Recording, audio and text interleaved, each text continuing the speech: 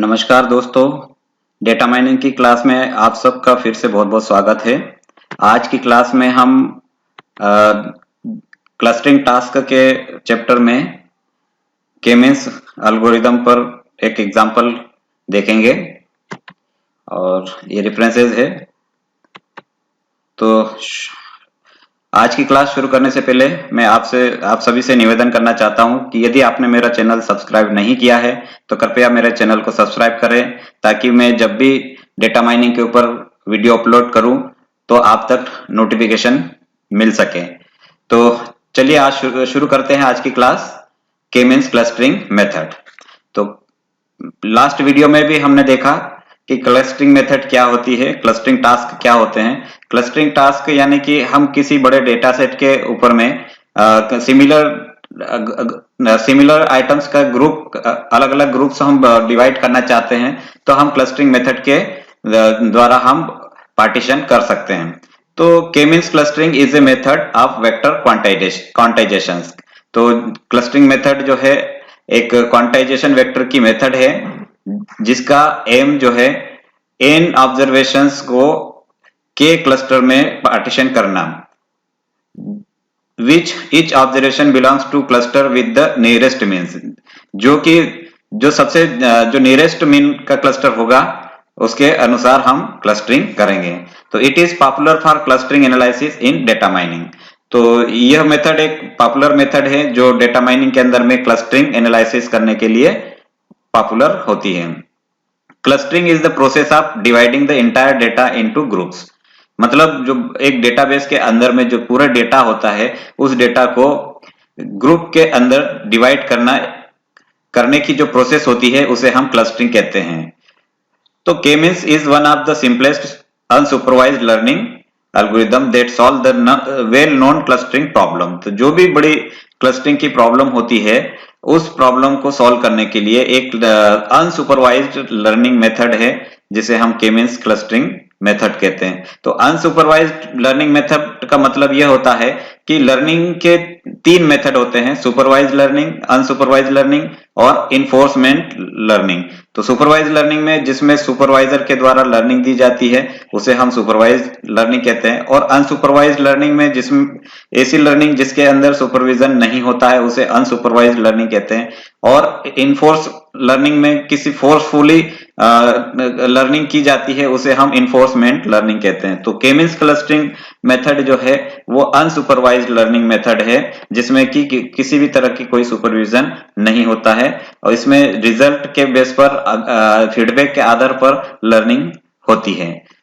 तो हम इस क्लस्टरिंग मेथड को एग्जाम्पल के द्वारा हम समझेंगे, जिसमें यूक्लिडियन डिस्टेंस के द्वारा हम डेटा पॉइंट्स के बीच में मीन्स वैल्यू कैलकुलेट करते हैं। तो के means is implicit based on pair wise Euclidean distance between data points. जो डेटा पॉइंट्स हैं उसके अंदर में जो यूक्लिडियन डिस्टेंस हम निकालते हैं वो पेयर वाइज है।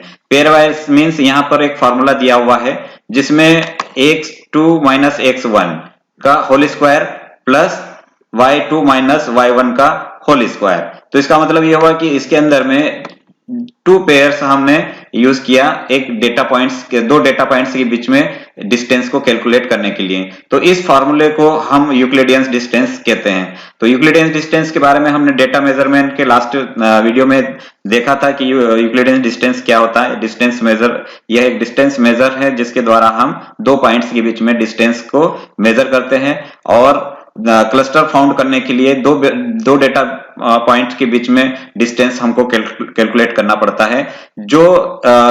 जिस डेटा पॉइंट की सबसे मिनिमम वैल्यू आएगी तो उस क्लस्टर के अंदर वो डेटा पॉइंट या वो रो जो है उस क्लस्टर के अंदर में इंसर्ट होगा।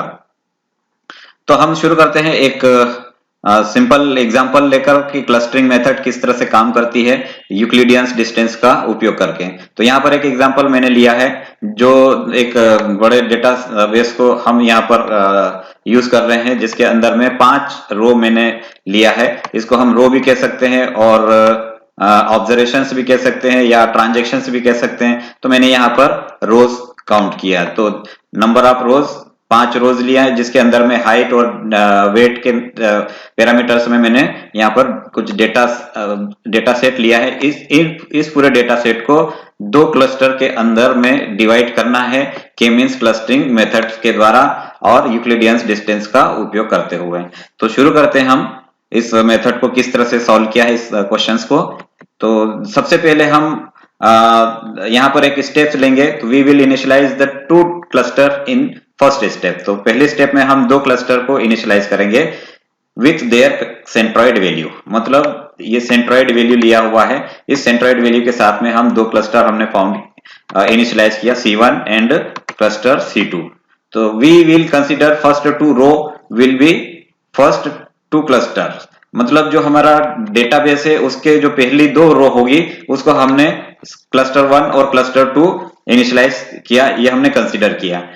तो so it's initial values are first 2 rows. तो इसकी जो वैल्यूज भी होगी वो पहली 2 रो की वैल्यू होगी और इसी के बेस पर जो क्लस्टर 1 है उसका सेंट्रॉइड भी हमने पहली जो वैल्यू होगी उसी को हमने सेंट्रॉइड माना और क्लस्टर 2 के लिए भी हमने सेंट्रॉइड वैल्यू इसी रो की जो वैल्यू होगी इनिशियल वैल्यू उसी को हमने सेंट्रॉइड माना। जब ये पहली रो को हमने क्लस्टर 1 मान लिया और दूसरी रो को क्लस्टर 2, तो अब जो तीसरी रो जो है वो कौन से क्लस्टर में जाएगा हमको ये कैलकुलेट करना है। तो ये क्लस्टर 2 में जाएगा या क्लस्टर 1 में जाएगा, तो ये हम यूक्लिडियंस डिस्टेंस से कैलकुलेट करेंगे कि ये जो रो है वो इन दोनों रो में से किस रो के नियरेस्ट वैल्यू हमारी यूक्लिडियंस डिस्टेंस से आएगी वो हमको कैलकुलेट करना है और ये रो जो है उसी रो क्लस्टर में जाएगी जिस क्लस्टर की यूक्लिडियंस डिस्टेंस वैल्यू मिनिमम आएगी। तो हम यहाँ पर देखते हैं कि किस तरह से हम यूक्लिडियंस डिस्टेंस कैलकुलेट करते हैं। तो यहाँ पर now we will calculate the Euclidean's distance between first 2 rows. तो जो पहली 2 रो है उसके बीच में हम यूक्लिडियंस डिस्टेंस कैलकुलेट करेंगे वेयर एक्स एच, जो यहाँ पर एक्स एच जो है वो ऑब्जर्व्ड वैल्यू ऑफ हाइट और HC1 मतलब पहली क्लस्टर की जो एच की वैल्यू है वो उसको हमने सेंट्रॉइड वैल्यू लिया। तो सेंट्रॉइड वैल्यू जैसे यहाँ पर जो H1 है उसको हमने यहाँ पर सेंट्रॉइड वैल्यू लिया। तो XW यानी कि ऑब्जर्व्ड वैल्यू, मतलब जो यहाँ पर जो W जो है वो ऑब्जर्व्ड वैल्यू है, ये वाली ऑब्जर्व्ड वैल्यू। तो यहाँ पर ऑब्जर्व्ड वैल्यू आएगी। फिर WC1, तो यहाँ पर जो C1 है उसी को हमने सेंट्रॉइड भी यहाँ पर सेंट्रॉइड को हमने लिया। तो ये एक क्लस्टर के लिए हमने यूज किया। तो इसी तरह से हम दोनों क्लस्टर की यूक्लिडियंस डिस्टेंस कैलकुलेट करेंगे, फिर हम कंपेयर करेंगे कि कौन से क्लस्टर की जो यूक्लिडियंस डिस्टेंस है वो मिनिमम आई। उस मिनिमम वैल्यू के बेस पर उस क्लस्टर को उस रो को हम उस क्लस्टर के अंदर में इंसर्ट करेंगे और क्लस्टर का हम सेट बनाएंगे। तो यहाँ पर इनिशियल क्लस्टर जो है हमारे C1 और C2, तो इस तरह से हम एक क्लस्टर फाउंड करते हैं, इस तरह से हम क्लस्टर को लिखते हैं। तो C1 में कौन कौन सी रोज इंसर्ट होगी और C2 में कौन कौन सी रोज इंसर्ट होगी। तो इनिशियली हमने पहली रो को हमने पहला क्लस्टर माना, तो C1 में पहली रो जो है 1 आएगी। अब दूसरी रो को हमने क्लस्टर 2 माना, तो हमारे जो क्लस्टर 2 की वैल्यू जो है वो 2 आएगी। तो जब नेक्स्ट हम कैलकुलेट करेंगे यूक्लिडियंस डिस्टेंस, तब उसकी जो रो वैल्यू हम यहाँ पर इंसर्ट करते जाएंगे। तो यहाँ पर हम अब जो है पहली क्लस्टर के लिए यूक्लिडियंस डिस्टेंस कैलकुलेट करते हैं। Now we will calculate the Euclidean's distance of row 3। अब हम रो 3, ये हमारी मेन डेटाबेस है। अब 2 का तो हमने इनिशियल क्लस्टर तो फाउंड कर लिया कि C1 और C2 है। अब जो रो 3 है वो कौन से क्लस्टर में जाएगा, C1 में या C2। तो उसके लिए हमको यूक्लिडियंस डिस्टेंस हमको रो 3 के लिए कैलकुलेट करना पड़ेगा। किस रो 3 के रेफरेंस में हम C1 का भी हम यूक्लिडियंस कैलकुलेट करेंगे और C2 का भी हम यूक्लिडियंस डिस्टेंस कैलकुलेट करेंगे। तो यहाँ पर जो फार्मूला मैंने इस तरह से लिखा है H3 यानी कि अब हम इस मेन डेटाबेस को न लेते हुए हमारे पास जो इनिशियल जो टेबल हमने बनाई है उस टेबल के अनुसार H1 जो है ये वाली वैल्यू कहलाएगी। तो H3 तो हम रो 3 से हम लेंगे, तो ये जो है H3 वैल्यू हो जाएगी। तो यहाँ पर जो है 168। फिर HC1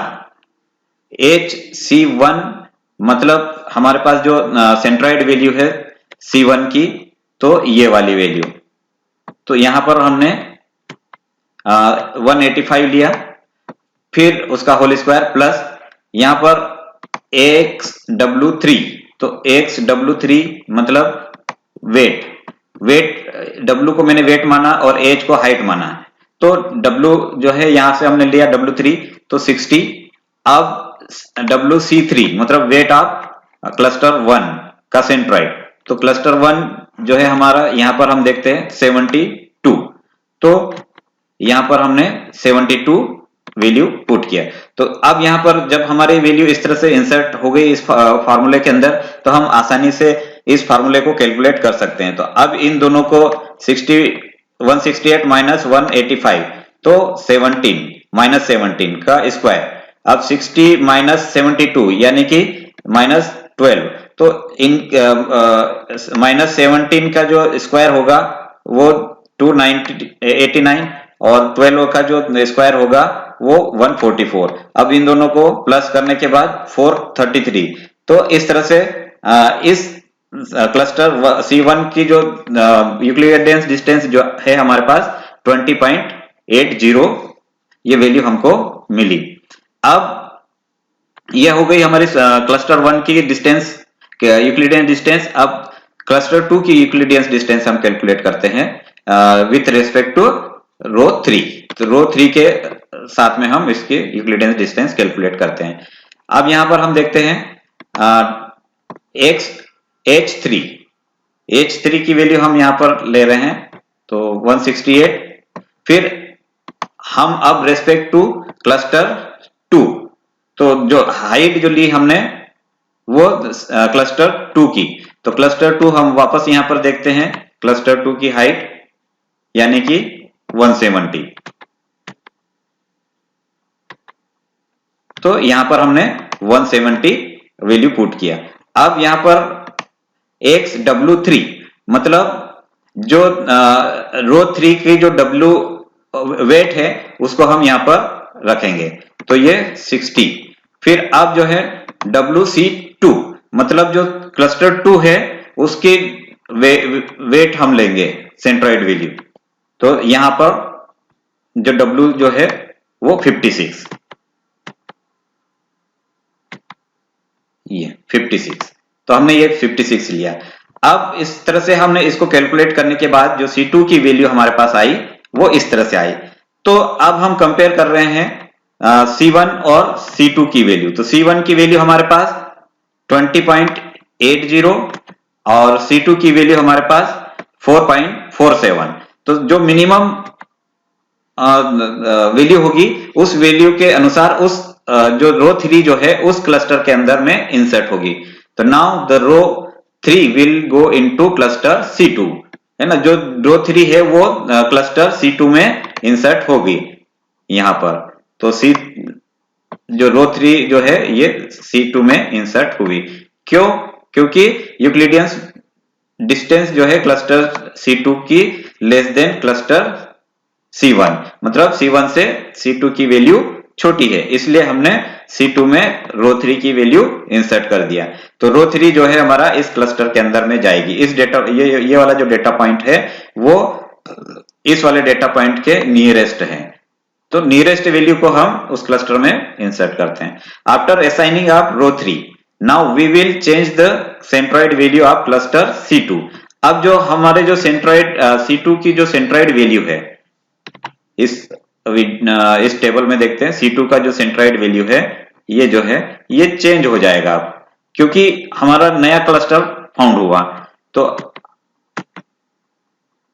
यहां पर हमने देखा कि after assigning of row 3 now we will change the centroid value of cluster 2 and centroid value of cluster C1 will remain same. मतलब C1 की वैल्यू जो सेंट्रोइड वैल्यू होगी वो वैसी की वैसी रहेगी, उसमें कोई चेंज नहीं होगा, और C2 की वैल्यू हम चेंज करेंगे। तो हम जो सेंट्रोइड वैल्यू है C2 की हम किस तरह से चेंज करते हैं, हम नेक्स्ट स्लाइड पे देखते हैं। तो यहां पर हम देखते हैं new centroid value of cluster C2 is mean of row 2 and row 3, मतलब जो रो 2 है और रो 3, क्योंकि ये नियरेस्ट है एक दूसरे के, तो इन दोनों की मीन वैल्यू से हम C2 की सेंट्रोइड वैल्यू निकालेंगे। तो यहां पर किस तरह से हमने सेंट्रोइड वैल्यू जो हमने क्लस्टर 2 की निकाला, उसका ये फार्मूला है H2 प्लस H3, मतलब ये H2 हो गया और ये H3, तो इन दोनों का प्लस किया, फिर W2 प्लस W3, तो ये W2 प्लस W3 इन दोनों का प्लस किया, डिवाइडेड बाय 2, मतलब दोनों को 2 से डिवाइड कर दिया। तो इस तरह से यहां पर जो है C2 की सेंट्रोइड वैल्यू, नई सेंट्रोइड वैल्यू हमारे पास आई। अब C2 की जो सेंट्रोइड वैल्यू है हमने उसको इस तरह से यहां पर इंसर्ट किया, 169 और 58, और जो C1 की है वो सेम पहले जो टेबल थी उसी की जो वैल्यू है हमने वही की वही यहां पर रखा है। अब जो है फिर से हम नेक्स्ट स्टेप में जो रो 4 जो है अब कौन से क्लस्टर में जाएगा, C1 में जाएगा या C2 में जाएगा, तो हम रो 4 के रेफरेंस में इनके बीच की यूक्लिडियन डिस्टेंस कैलकुलेट करेंगे C1 के लिए और C2 के लिए। तो जो नियरेस्ट आएगी उसके अंदर रो 4 जो है हमारी इंसर्ट होगी। तो देखते हैं हम किस तरह से यूक्लिडियन डिस्टेंस कैलकुलेट करेंगे। तो now we will calculate the Euclidean distance of row 4 for cluster C1। C1 के लिए हम रो 4 की यूक्लिडियन डिस्टेंस कैलकुलेट करते हैं। तो यहां पर फार्मूला फिर से वही हम यूज कर रहे हैं, तो x ऑफ H4, अब H4 जो है ये वाली वैल्यू, तो 179, फिर H ऑफ क्लस्टर C1, तो इसकी जो सेंट्रोइड वैल्यू है C1 की,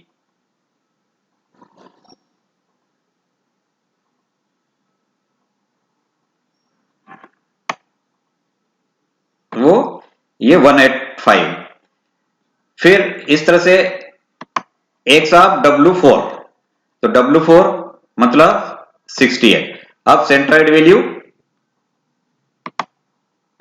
C1 तो 72, ये C1 72। तो इस तरह से हमने जो इस C1 क्लस्टर C1 का जो यूक्लिडियन डिस्टेंस जो कैलकुलेट किया हमने विथ रेस्पेक्ट टू रो 4, तो रो 4 के साथ में हमने यूक्लिडियन डिस्टेंस कैलकुलेट किया, तो 7.21 इसकी वैल्यू हमको मिलती है। अब क्लस्टर 2 के लिए हम यूक्लिडियन डिस्टेंस कैलकुलेट करते हैं विथ रेस्पेक्ट टू रो 4। अब रो 4 में तो x H4 मतलब H4 वापस वही 179, तो 179, और H ऑफ क्लस्टर C2, मतलब अब क्लस्टर C2 की ये वाली वैल्यू हमने ली यहां पर 169, प्लस WH W4, तो W4 जो है वो ये वाले हमने यहां पर यूज किया, और WC2 तो ये 58। तो इस तरह से हम इसको कैलकुलेट करते हैं। तो कैलकुलेट करने के बाद जो है C2 की वैल्यू 14.14 आती है। तो आप इसको कैलकुलेटर से कैलकुलेट कर सकते हैं और ये वैल्यू चेक कर सकते हैं। तो अब हमारे पास C1 की वैल्यू 7.21 और C2 की वैल्यू 14.4, तो इन दोनों का कंपैरिजन करते हैं। तो C1 की वैल्यू लेस देन आती है C2 से, मतलब C2 से C1 की वैल्यू छोटी आती है। तो रो 4 जो है हमारा क्लस्टर 1 में इंसर्ट होगा। तो यहां पर बताया मैंने, now the row 4 will go into cluster C1 because the Euclidean distance of cluster C1 is less than cluster C2, मतलब C2 से C1 की वैल्यू लेस देन है, इसलिए रो 4 जो है यहां पर इंसर्ट हो रही है। तो ये इस तरह से C1 जो है रो 4 जो है C1 में इंसर्ट हो रहा। After assigning of row 4, now we will change the centroid value of cluster C1. अब जो है C1 की वैल्यू सेंट्रॉइड वैल्यू जो है वो चेंज हो जाएगी और C2 की वैल्यू सेंट्रॉइड वैल्यू वैसी रहेगी।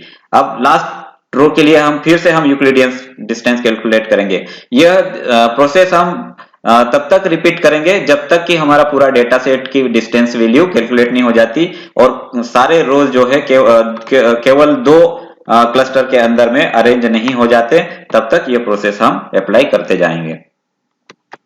तो यहां पर फिर से हम सेंट्रॉइड वैल्यू चेंज करेंगे C2 की,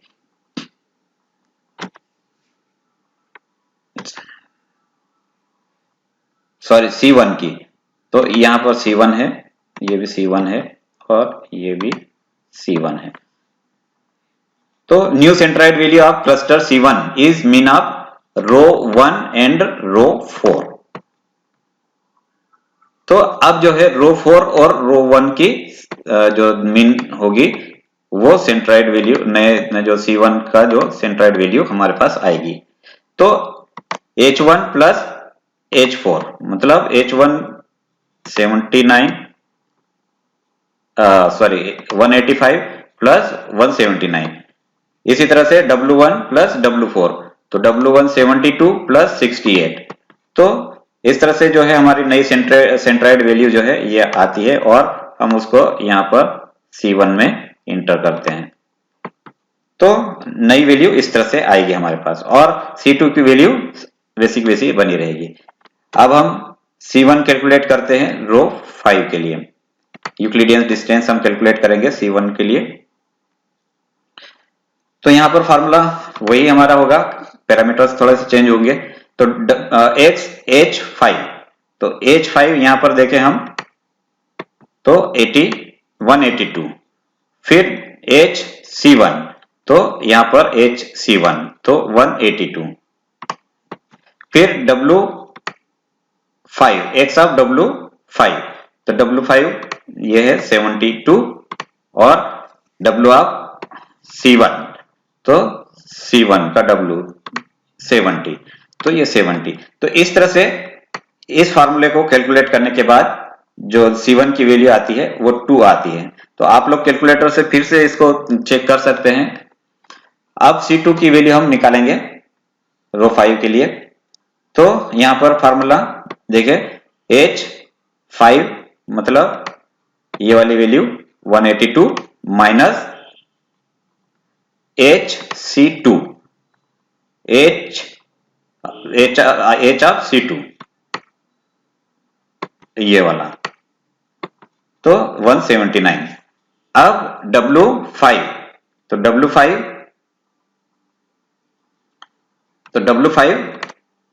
ये 72 और WC2 मतलब 68 तो ये 68। तो इस तरह से जो है वैल्यू यहां पर कैलकुलेट होती है और C2 की वैल्यू 5 मिलती है। अब C1 की वैल्यू और C2 की वैल्यू को हम कंपेयर करते हैं तो C1 की वैल्यू जो है C2 से छोटी होती है, तो रो 5 जो है हमारा C1 में इंसर्ट होगा। तो इस तरह से now the row 5 will go into cluster C1 because the Euclidean distance of cluster C1 is less than cluster of C2। तो जो रो 5 है वो भी हमारा C1 में इंसर्ट होगा। तो इस तरह से इस पूरे डेटाबेस के ऊपर में हमने जो है दो क्लस्टर के अंदर में इनको डिवाइड किया। तो क्लस्टर हम इसलिए फाउंड करते हैं क्योंकि कौन से डेटा पॉइंट्स किस डेटा पॉइंट का नियरेस्ट है हम उसके बेस पे सिमिलर डेटा को एक क्लस्टर हम फाउंड करते हैं। मतलब सिमिलर डेटा एक क्लस्टर में और डिसिमिलर डेटा दूसरे क्लस्टर में चले जाएं। तो इस तरह से हम के मींस क्लस्टरिंग मेथड के द्वारा यूक्लिडियन डिस्टेंस का उपयोग करके एक सिंपल सा एग्जांपल हमने देखा कि किस तरह से हम क्लस्टर को मैथमेटिकली फाउंड करते हैं। तो आज के जो क्लस्टरिंग इस मेथड का जो फाइनल रिजल्ट है वो हमारा ये है C1 और C2। तो आज की क्लास में बस इतना सा। यदि आपको इस के मींस क्लस्टरिंग के ऊपर कोई क्वेश्चंस हो तो कृपया कमेंट बॉक्स में आप लिखें और आज की क्लास में बस इतना सा। यदि आपको यह वीडियो अच्छा लगा हो तो लाइक करें, शेयर करें। मैं आप सभी से पुनः निवेदन करना चाहता हूं कि यदि मेरे चैनल को सब्सक्राइब नहीं किया है तो कृपया मेरे चैनल को सब्सक्राइब करें, ताकि डेटा माइनिंग के जो लेक्चर्स मैं अपलोड करूं आप तक आसानी से पहुंच जाए, नोटिफिकेशन मिल जाए। तो आज की क्लास में बस इतना सा। आप सभी का बहुत बहुत धन्यवाद।